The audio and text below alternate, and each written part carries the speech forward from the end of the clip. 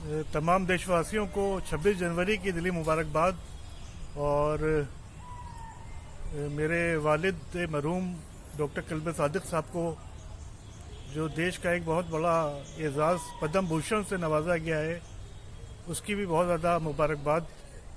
इससे पहले मुझे याद है कि वालिद मोहतरम को 2 मरतबा पद्म सम्मान देने की बात उनकी ज़िंदगी में उनको पेशकश की गई थी, लेकिन उन्होंने ठुकरा दिया था, ये कहते हुए कि मेरी पॉलिसी ये है कि मैं किसी अवार्ड को नहीं लेता, किसी एजाज़ और सम्मान को नहीं लेता।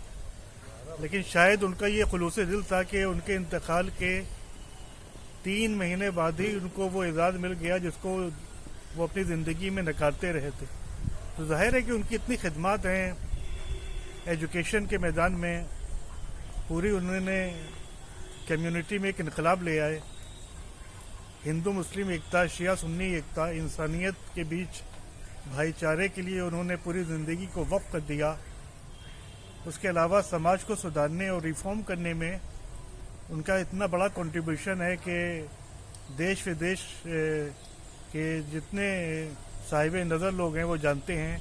तो बहरहाल हम अपनी तरफ से और लखनऊ वासियों की तरफ से, क्योंकि वो लखनऊ के एक मुमताज़ फ़र्द थे और आज उनकी वजह से लखनऊ की एक ख़ास पहचान है, तो मैं लखनऊ वासियों की तरफ से गवर्नमेंट ऑफ इंडिया को मुबारकबाद देना चाहता हूँ कि उन्होंने वालिदे मरहूम की खिदमत को रिकग्नाइज़ करते हुए, खिदमत का एतराफ़ करते हुए उन्हें इतना बड़ा सम्मान दिया।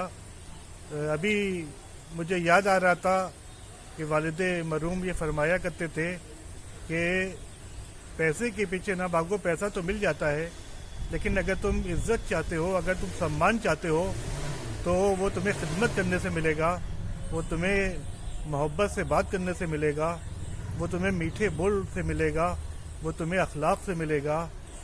उनकी बातों में इतनी गहराई होती है कि अब हम लोग समझ रहे हैं कि उनका एक एक हर्फ, उनका एक एक जुमला, उनका एक एक सेंटेंस, बल्कि उनका एक एक लफ्ज़ और एक एक वर्ड हिकमत में डूबा हुआ होता था।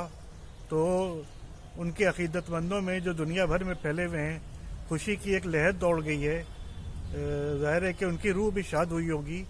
तो अब बस हम सब की जिम्मेदारी है कि उनके मिशन को पूरा किया जाए और स्कूल और कॉलेज में और इजाफे किए जाएं, ताकि हमारे भारत का और हमारी सोसाइटी और समाज का कोई बच्चा भी आज शिक्षित ना रहने पाए। मैं फिर एक बार अपने देश की हुकूमत का शुक्रिया अदा करता हूँ कि उन्होंने लखनऊ के फ़ख्र को इतने बड़े सम्मान से नवाजा। शुक्रिया, बहुत बहुत शुक्रिया।